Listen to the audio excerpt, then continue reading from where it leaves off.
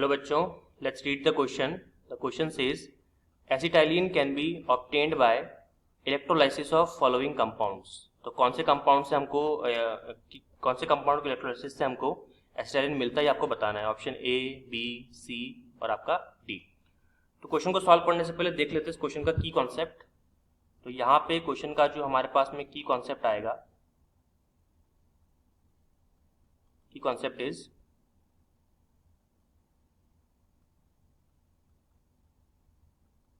Electrolysis of compound. Electrolysis of salt ले सकते हो आप, है ना, क्योंकि ये सारे आपके क्या है, सॉल्ट है. इलेक्ट्रोलाइसिस ऑफ सॉल्ट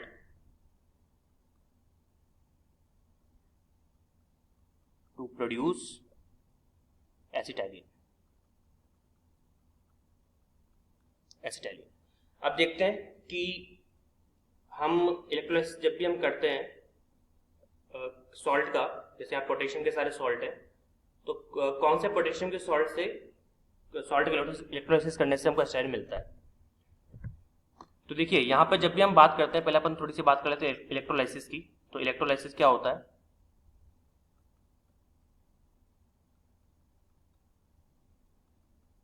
देखिए इलेक्ट्रोलाइसिस एक सेटअप होता है. एक आप बीकर अज्यूम कर सकते हो, इसके अंदर हमारे पास एक बीकर होता है और उस बीकर के अंदर भरा होता है सॉल्यूशन. सॉल्यूशन भरा हुआ होता है और उसके अंदर हम लोग लेते हैं दो इलेक्ट्रोड्स इस तरह से. एक इलेक्ट्रोड ऐसा और एक इलेक्ट्रोड ऐसा. डायग्राम हाथ से बना रहा हो तो थोड़ा सा प्लीज माइंड मत करना. तो यहाँ पे हम लोग लगा देते हैं हमारा पावर सोर्स. यहाँ पे की है ही, इसको हम इस तरह से हमने क्या कर दिया, अटैच कर दिया. और ये दोनों इलेक्ट्रोड किस में डूबे हुए हैं? ये डूबे हुए हैं इलेक्ट्रोलाइटिक सॉल्यूशन के अंदर इस तरह से.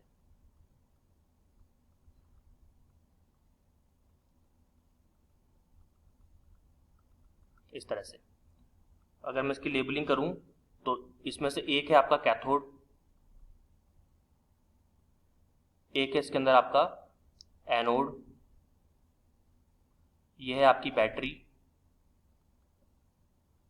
ये है आपका की या फिर स्विच, कुछ भी बोल सकते हो.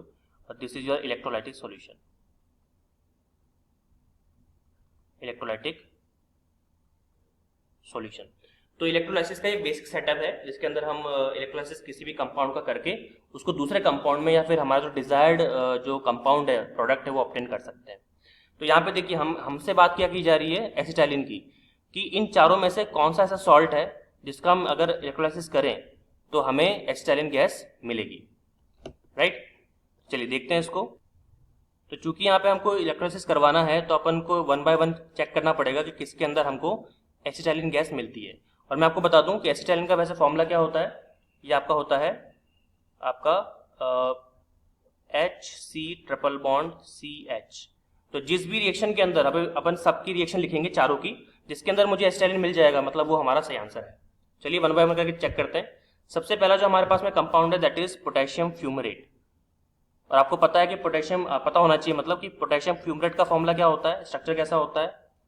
देखिए CH डबल बॉन्ड CH, यहाँ पे C double bond OK, C�XX, यहाँ पे C�XX.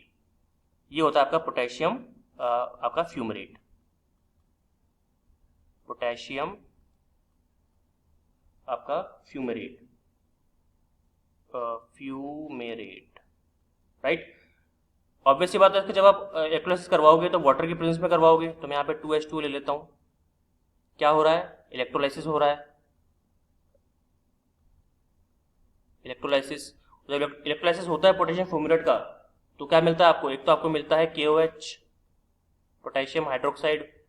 एक आपको इसके अंदर क्या मिलता है? Hydrogen gas. और क्या मिलता है? CO2 gas. और क्या मिलता है? और आपको मिलता है final product that is HC∭CH, acetylene. मतलब यही आंसर है हमारा. बिल्कुल यही आपका आंसर है. तो A should be the right answer. तो बाकी चेक नहीं करेंगे? बिल्कुल बाकी चेक करेंगे. पोटेशियम सक्सिनेट से देख लेते हैं. तो B जो कंपाउंड हमारे पास में है पोटेशियम सक्सिनेट का, तो पोटेशियम सक्सीनेट की अगर हम बात करें तो इसका जो स्ट्रक्चर होता है वो अगर हम देखें सक्सीनेट का, तो ये होता है आपका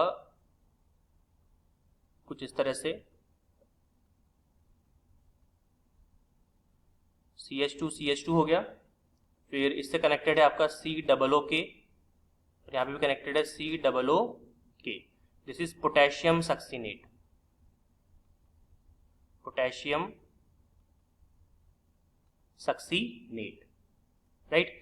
अब इसका भी करवा देते हैं अपना इलेक्ट्रोलाइसिस। वाटर डाला हमने इसके अंदर, एक्वस फॉर्म में हो रहा है, रिएक्शन होगी, इलेक्ट्रोलाइसिस लिखेंगे, इलेक्ट्रोलाइसिस, और क्या मिलेगा आपको? आपको मिलेगा एक तो अगेन 2KOH मिल जाएगा, पोटेशियम हाइड्रोक्साइड, साथ में मिलेगा आपको कार्बन डाइऑक्साइड गैस, और क्या मिलेगा? वही हाइड्रोजन, और साथ में क्या मिलेगा? साथ में मिलेगा आपको इथीन, यानी कि CH2 double bond CH2, this is your ethene.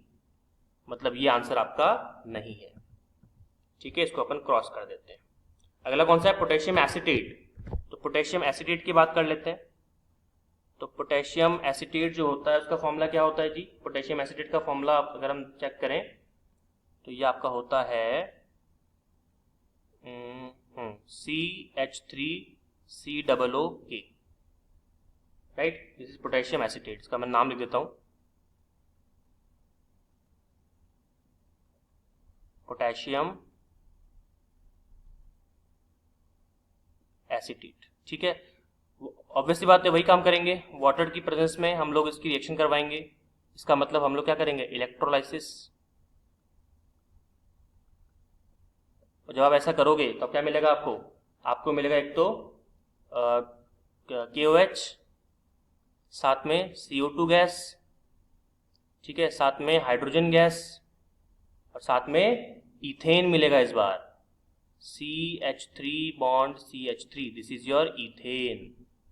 तो ये भी हमारा आंसर नहीं है, इसको भी काट देते हैं, काटो, काट दिया।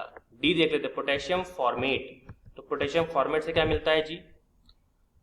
तो डी हमारे पास जो कंपाउंड है that is called potassium format, और पोटेशियम फॉर्मेट का फॉर्मूला क्या होता है? ये आपका होता है अगर हम देखें इसको तो ये आपका हो जाएगा 2HCOOK, this is potassium format, potassium format. फॉर्मूले सबको आपको याद होने चाहिए, अदरवाइज फिर बहुत गड़बड़ हो जानी है इस तरह की रिएक्शंस के अंदर। वही 2H2O, वही क्या? इलेक्ट्रोलाइसिस, और क्या मिलेगा? CO2 गैस मिलेगी, बिल्कुल मिलेगी। हाइड्रोजन मिलेगा, बिल्कुल हाइड्रोजन भी मिलेगा। अच्छा, और साथ में QH भी मिलेगा, QH भी मिलेगा, और कुछ थोड़ी मिलेगा, और कुछ नहीं मिलेगा, ठीक है। तो फाइनल प्रोडक्ट के अंदर क्या मिलेगा आपको? CO2 मिलेगा, CO2 H2 और QH। तो मतलब ये रिएक्शन भी हमारा गलत है, इससे भी हमको एसिटाइलिन नहीं मिल रहा है। तो सही आंसर क्या है अपना? सही आंसर हमारे पास में option number A. Hope you understood it well, all the very best.